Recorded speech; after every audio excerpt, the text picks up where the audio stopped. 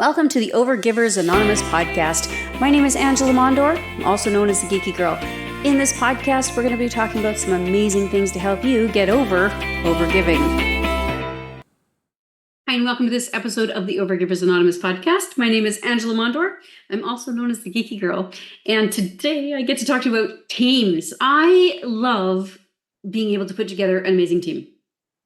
I've always loved putting people together, selecting people, and helping people to become a better team. It's something that I truly love doing, and I've been doing it for many, many years.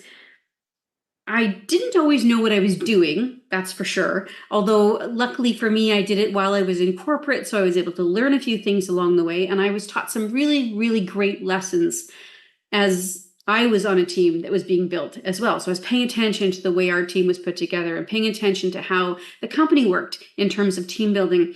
And so I used all of that when it became my turn to create an amazing team. And of course, when I left corporate and started to build my own team here at Geeky Girl as well. So I'm going to let you in on a few things along the way and give you some ideas about why those are so important. A team dynamic is important because we need to rely on each other. If you have one person that does all the work and everybody's just getting a paycheck, there's going to be one person really, really pissed off. A bunch of people are going to be happy, but one person is going to be really upset. If you have a team where there's not a lot of collaboration, everybody's doing their job, but they still have to come to you, you become the hub in that communication, everything has to move through you. Now, you might as well not have a team because you're wasting so much time mitigating everything that's going on that you're not getting your own work done. And so it's not helpful for you to have that kind of team. However, the type of team that I feel works the best is when each one of the people on the team, including you, including the team leader, become more of a spoke on the wheel rather than somebody being the hub of the wheel. We can all support each other. Think about that tire. Look at a bike tire, for example. All the spokes that are going out from the middle of the hub of that tire. Each one of those spokes actually will bear the weight of the ride on the bike. And so each of those spokes are important. Now, you could lose one or two spokes and the bike will still work okay, but you lose too many of those spokes and things aren't going to be so awesome.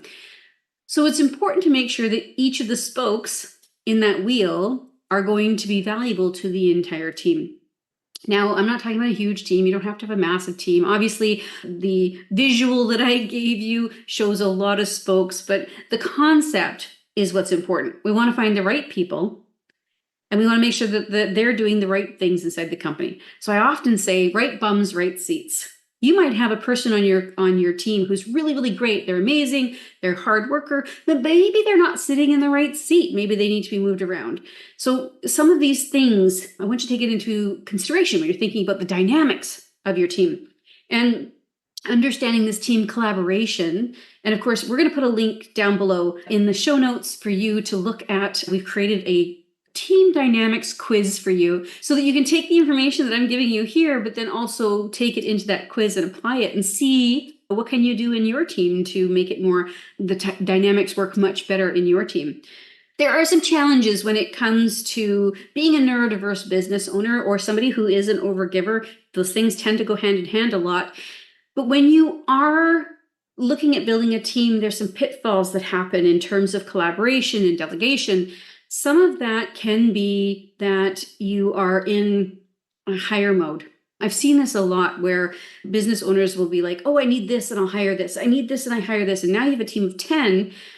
Everybody's only just doing a little piece and there's a lot of communication that needs to happen in order for those pieces to go.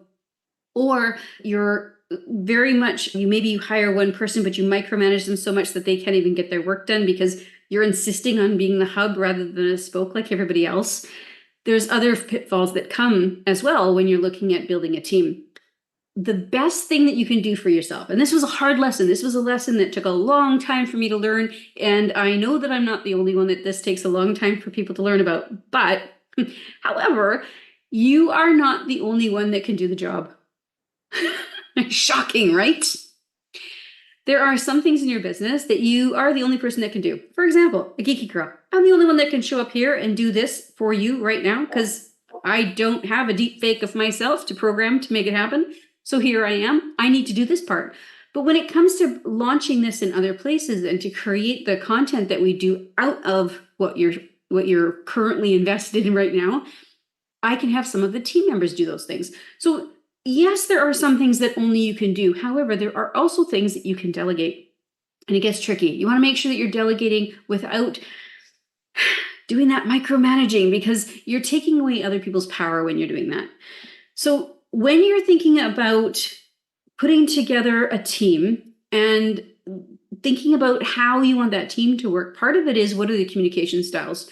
How do you like to communicate? What are the things that are going to work well for you in terms of how you communicate to your team members? And how would you like your team members to communicate with others? You do have some reign as to how you want to do this. If you're somebody who needs to have a team that is willing to be on Slack and chatting with you daily, then don't hire somebody who hates Slack, okay? Or make sure that they understand what those are before you move through with the business. There's a lot of different ways that you can make sure that your preferences are included, because of course it's your business. Make sure that your neurodiverse needs are also being met by your team. And if you have neurodiverse individuals on your team, make sure that you are helping them to meet their needs as well. So this collaboration is really important. I encourage my team members to lean on each other. Just because they have a question doesn't mean to say I'm the only one that can answer it. Another team member might be able to answer it. That's okay too. It doesn't have to be just me. We have processes and SOPs written out as well, or documented, so that they can also refer to those. And if maybe they've forgotten, they asked a friend inside the company and they say, oh yeah, did you check the document out? These are all tools that support the team. So when we are doing these things, we're delegating, we are allowing people to take ownership of what they're doing. Everybody becomes that spoke on the wheel. We're building trust with each other. That's really important. I want my team to know that I trust them implicitly. They have my trust. I know that they are going to do what they're going to do. That doesn't mean to say that we don't check in on each other.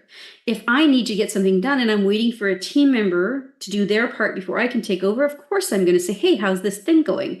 And I expect them to do the same with me as well. If they're expected to do something and they're waiting on me, I want them to say, hey, Angela, where is this thing? So that I can then provide that to them. The strategy here is that because we are interdependent on each other, the same way the spokes on the hub are, or on the wheel are, this interdependence allows us to actually move quicker with what needs to happen. We also understand what each other's roles are inside the business. If somebody's sick, somebody else might be able to pick up some of the other things that are happening. If there's a holiday, that happens once in a while. We can all work with each other to help each other get what needs to be done. Meetings are important. Now, I don't have meetings for the sake of meetings. If it can be an email, it's never going to be an email with my team. But if it can be a message, it'll be a message with my team. Those kinds of things. You want to understand how your team best thrives. And just because you want something done a specific way doesn't mean to say that it can't be done a little differently to get there. So think about this. If you want a blog post to be posted on your website, there's probably a few things that you want to be done in terms of the image that gets created, the SEO that happens, those kinds of ideas, how it's categorized on the website.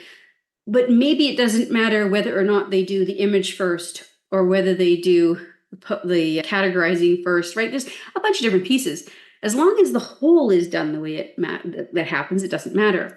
There has been multiple times inside my business when I have given somebody an SOP or a process and here's how we do things. And they say, oh, that's great. I get what you're doing. But, usually I do this and then that. Okay, no problem. Or they've come back and gone, this is cool, but you know what? We could actually skip this part if we did this.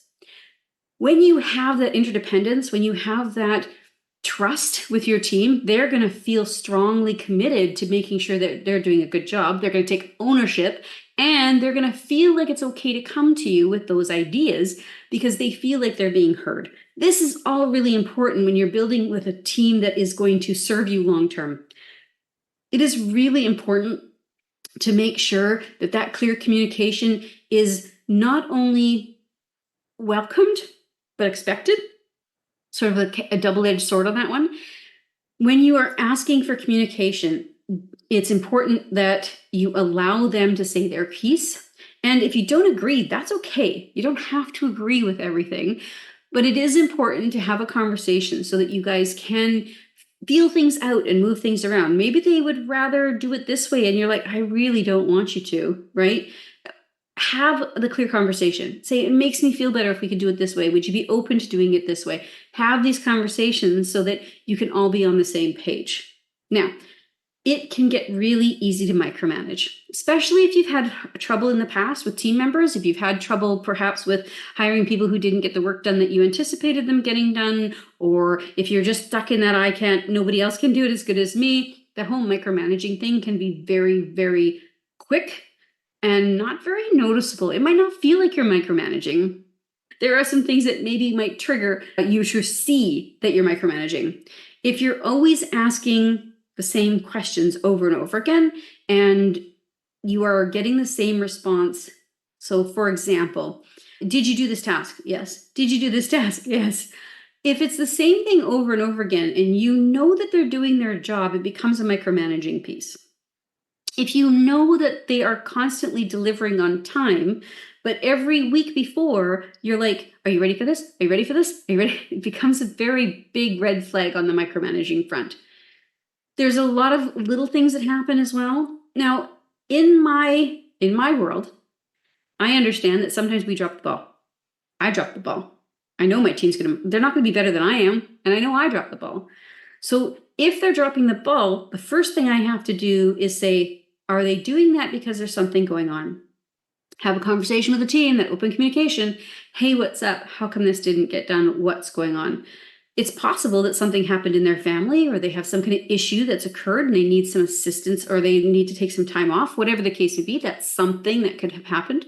It's possible that maybe they were trying to get the work done, but they were waiting on somebody else, but they were too shy to say they were waiting and they needed help from somebody.